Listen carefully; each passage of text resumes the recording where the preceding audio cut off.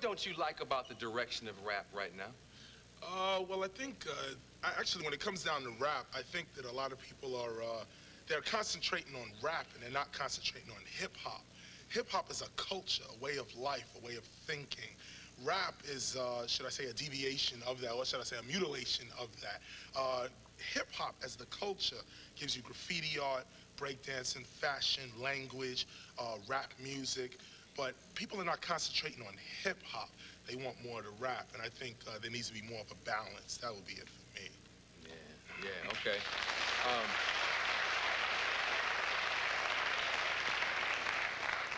When you come up in a neighborhood, you automatically aren't crazy about the police. But I'm sure some of our parents might be police officers. There have to be some good ones out there, yes, and I'm yes. sure you know some good ones. Oh, yeah. But in your CD, you deal with the bad ones. Oh, yeah. What would you like to say about law enforcement and the judicial system? Well, you know, I mean, I could just answer this in one question, one statement, Rodney King. But I'll just leave that alone and just say that I don't think there's bad police or good police. I think there's intelligent police and then there's ignorant police. And the ignorant police seem to get themselves caught up in their own egos. And they think, you know, you put on a suit and a tie and you got a gun and a badge that's supposed to make you somebody. But actually, you know, people don't respect communities. Every community has its own law. And a true police officer gets along with the community. If you're representing a judicial system or something like that, you have to understand the consciousness of the people you're dealing with. If you don't know their consciousness and you don't know how they're thinking, then it's going to turn around to actually the retaliation that I represent on my records. We're not trying to have it. We black youth in this country, we don't fear nobody. So when it comes down to police, they just another sucker on the block as far as we're concerned.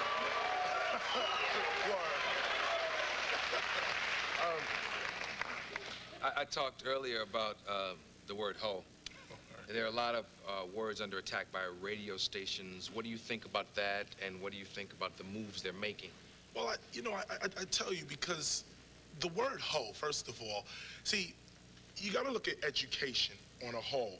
No rap artist just picks up the mic and starts rhyming. Just, oh, okay, I got a mic, I'm start rhyming. Every rap artist has been to two institutions in America: the Board of Education, or the educational institution, and the religious institution. These two institutions are the causes for the way people think. If you look at religion, for instance, religion is what gives you your sexism. Religion today in America totally disrespects women and femininity. This goes into our society. Our whole education becomes masculine, and what happens is you have God as a man, nothing to do with woman. God only has sons, no daughters. He only inspires men to write holy books that are about men.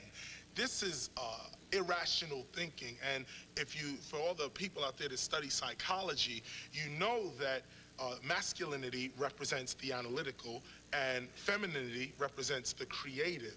If you have no feminine respect in your society, you lack creative thinkers. If all you have is masculine respect, all you have is analytical thinkers. In other words, you have a bunch of people that all they could do is look at things that have already been created, but they themselves cannot create anything for themselves. Once we respect women and femininity in our systems, then you won't have rap artists saying anything of that nature.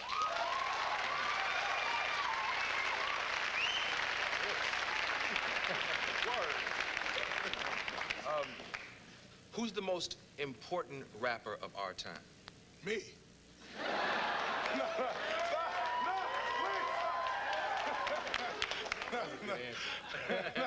That's a good answer. Who's the second most important rapper of our time? I would say that it's not one rapper, it's the collective body of consciousness that represents the people. Like, in other words, you know, it couldn't be one person. It has to be a collective body of people. It's, I'll give you an example of what would be called a rap artist these days. It would be things like, what's a good example? Politically. All right, I'll give you a prime example. Okay. What's going on in Haiti right now? Right. The military that's in Haiti is commercialized music in the world. Aristide is hip-hop. That's my point. Many people, they don't know. They say, oh, who's Aristide? I don't agree with Haiti. Oh, whatever. People are so politically uneducated, they can't even make decisions for themselves.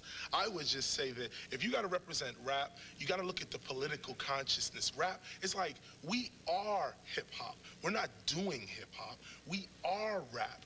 Black youth in this country, we are art. Other people study us and become artists. Other people study us and become mathematicians. But we are mathematics. We are science. You know, you look at a basketball player, he throws a basketball into a hoop. That's mathematics. That is how much energy does it take to take this piece of matter and put it all the way over there. And you have to be absolutely precise. And your tongue has to be in the right place. Word. That's that flavor. See, wait, that's what we call flavor. Yeah. That's that flavor. We add flavor to everything we do. Word up. Yes, indeed. Wow, that's about all I need to ask you. You really, I mean, he's like Family Feud. Good answer, good everything, good answer. You know, you're a heavy brother. Education is very important to you, isn't it? Education is extremely important. I personally dedicate my life to education. I think if we had more human education against the onslaught of lies, you know, we could have a social equilibrium. But people today, they're caught up in myths and stereotypes, and these things are leading our lives. No one in this room is white. No one is black. Actually, okay, like this pen. Mm-hmm. That's Take a black this off. Sharpie. This is black. This is the color black. Nobody in this room is this black. But I know a brother that black. Look, here it is. This is the color white. If white people look like this, they be dead. No white man or woman can exist like this. This is not the color of a human being. But we keep dealing with each other. You're black, you're white, you're red, you're yellow. This is insanity. We need more human education against lies. Word. Okay. Oh, Marlon, can I have one more second? Just hold, Sandy. I wanted to ask you this question. What do you think about the resurgence of the chronic? Oh, the chronic. Well, actually, you know, I think that... For those in Vermont watching, that's marijuana. And we have the support of the Surgeon General. Sorry. But anyway, let me just say that, you know, when it comes down to herb and herbology in America, the greatest... Brother brings it, don't he? Word. Herbology. It's this Here.